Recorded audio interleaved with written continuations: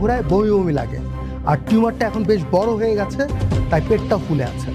Doctor সাহেব, তাহলে কি ডাক্তার সাহেব আমি আর বাঁচবো না ডাক্তার সাহেব? হ্যাঁ, বাঁচবেন না কেন, অবশ্যই বাঁচবেন। তবে আপনার একটা অপারেশন করতে হবে, অপারেশন করে টিউমারটা ফেলে দিতে হবে।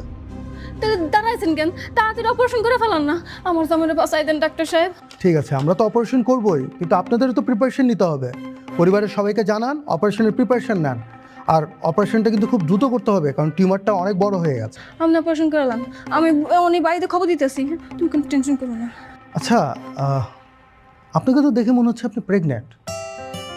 নিয়মিত চেক আপ করাবেন, ঠিক আছে? আর খবরদার ওই গ্রামের কবিরাজদের ভণ্ডামি আর কুসংস্কারে মোটেও কান দিবেন না, ঠিক আছে?